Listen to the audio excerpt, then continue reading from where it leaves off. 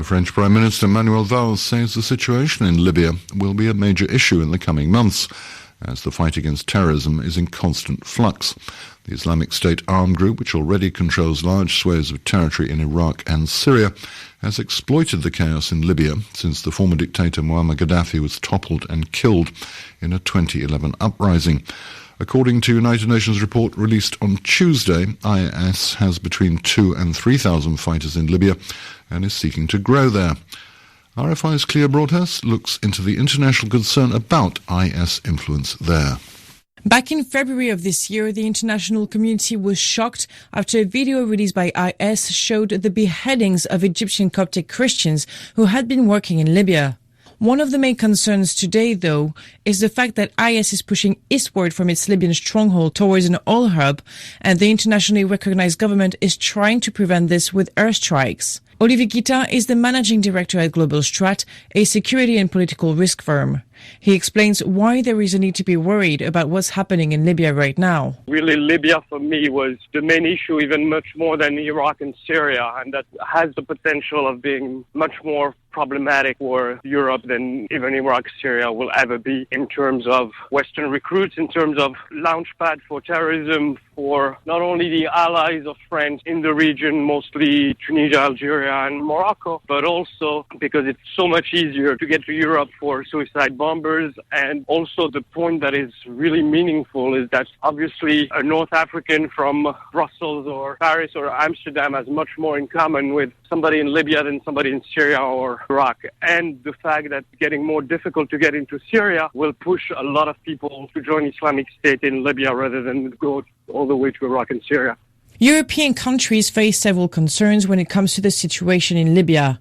IS is now trying to expand its zone of influence between Sirte and Benghazi in the heart of one of Libya's major oil-producing regions.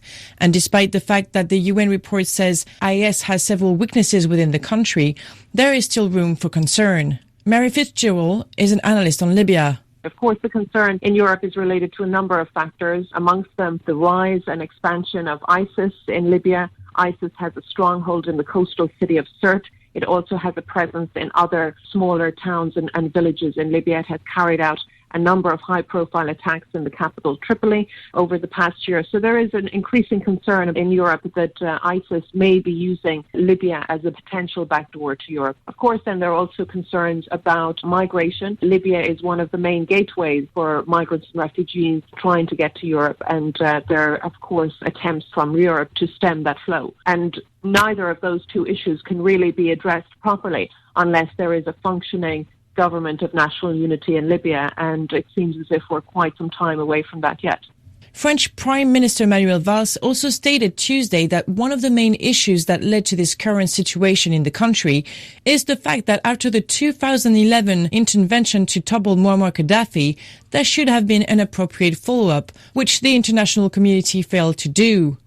Gérard Véron is a consultant who's lived over 20 years in Libya, and he left the country in 2013. He explains how the Islamic State armed group is not the only problem in Libya today.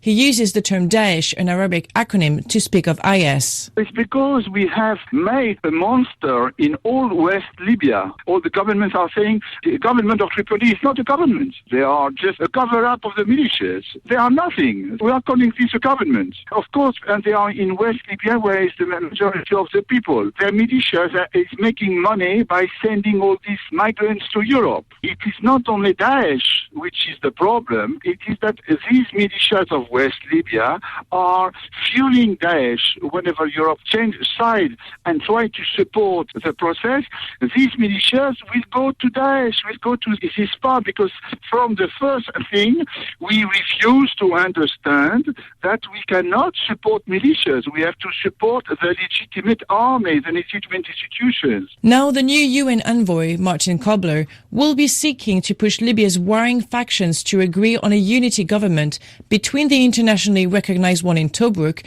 and the other one in Tripoli that would be able to confront IS. Many agree that's the only way to defeat the jihadists in the country. That report from Clea Broadhurst.